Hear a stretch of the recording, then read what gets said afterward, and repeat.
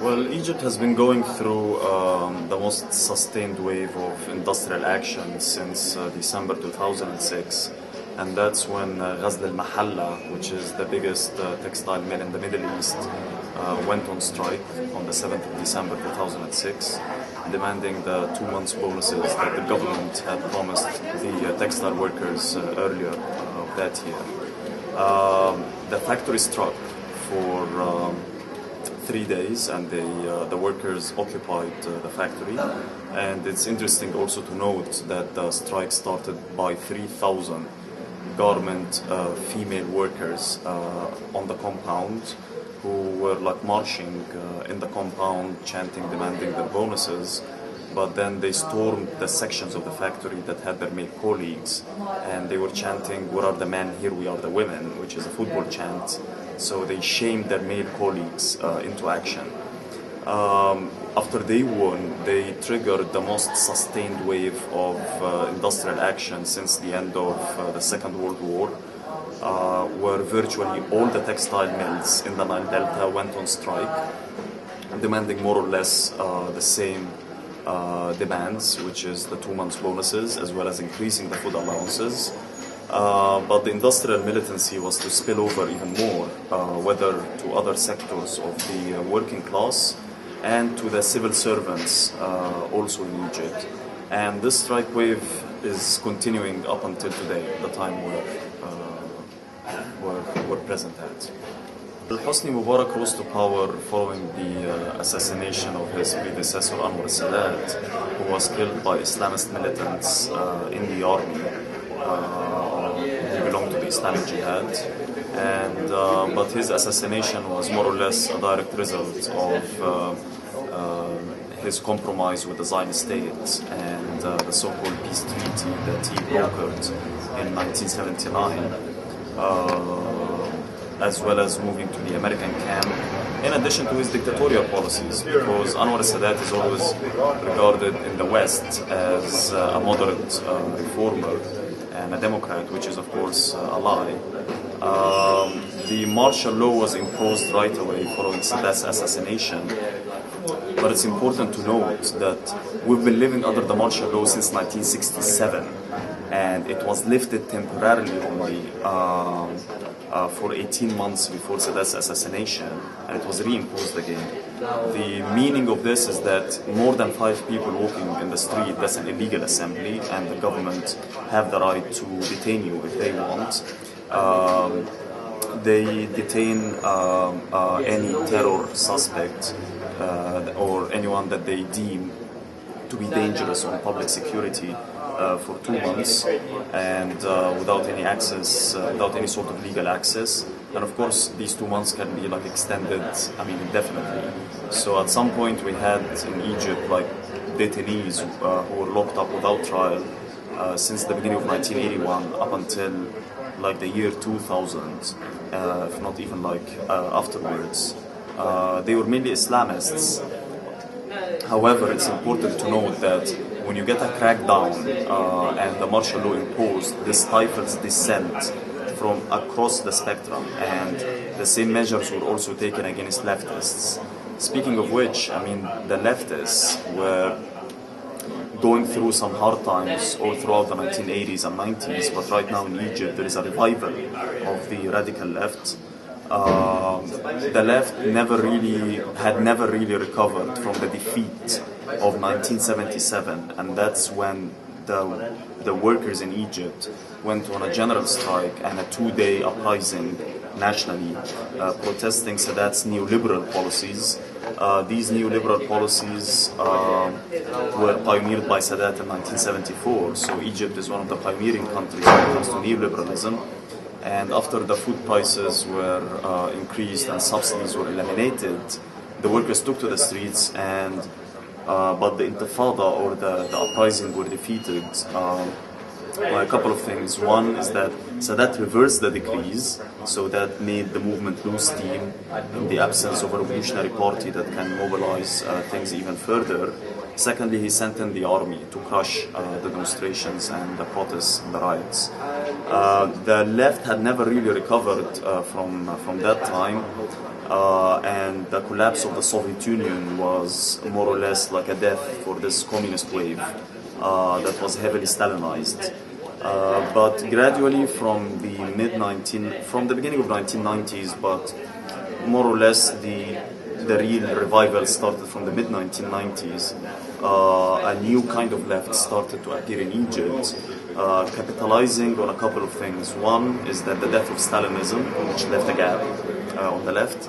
Secondly, the failure of Islamist politics, more or less, because we did have in Egypt like mass Islamist groups, whether it's the radicals like the Islamic Jihad and Jama'ah Islamiyya, who launched their insurgency against the government in 1992, but they failed miserably by the late 1990s to overthrow the government.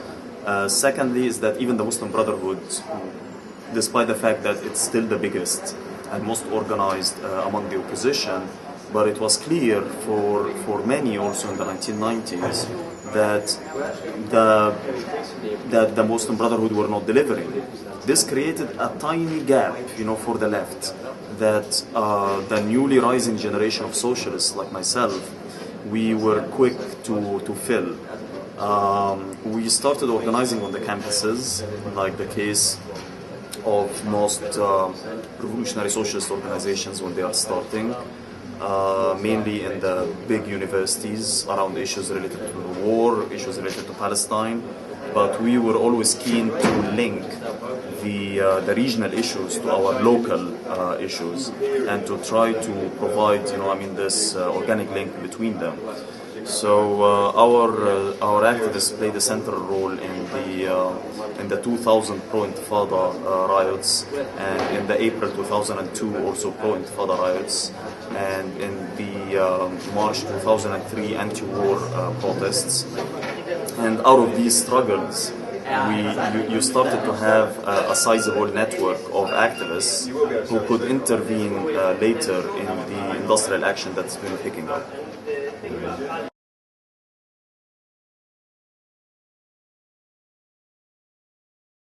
Egypt is the second largest recipient of US foreign aid after Israel. Colombia comes third, and this is always like this is like a barometer, for how corrupt and how clientelistic, the regime is usually like how close it is to the United States and how much money it's getting. Everyone knows in Egypt, the close alliance that exists between the Mubarak's regime and between the US. The US is so much hated as a government, of course, in Egypt for its support for the Israelis in Palestine, as well as their unconditional support for the Mubarak's regime in its fight against terrorism, which everyone knows that it was, a war on civil liberties in the end. People can draw linkages very easily. If you start with the student movement, even before the labor movement, we would start organizing around Palestine, and not necessarily even without the intervention of the radicals, in these protests. People would start throwing in questions like, well, if we're pro-Palestinian, why isn't the government doing enough to help the Palestinians? And then people will start elaborating more and saying, oh, it's because our government is clientelistic towards the US and Israel, and these Israeli settlements, for example, are being built with Egyptian cement. Egypt exports natural gas to Israel. So the whole matrix, more or less, of interests could become very clearly exposed just at any sort of activist event related to any regional issue.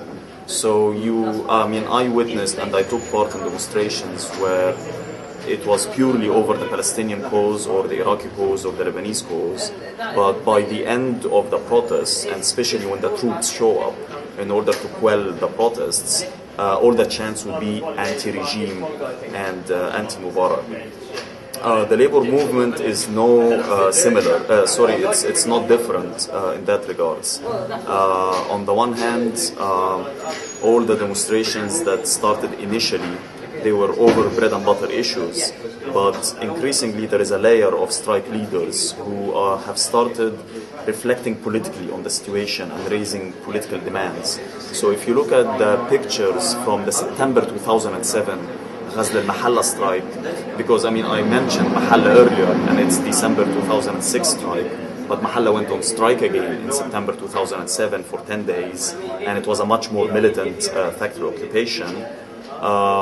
You would find photos of women workers carrying banners saying "Tasqut al-Hukuma," down with the government, and you would find also YouTube videos of that strike where the workers are chanting against chanting like "لن يحكمنا البنك الدولي," we will not be ruled by the World Bank, لن يحكمنا الاستعمار, we will not be ruled by colonialism.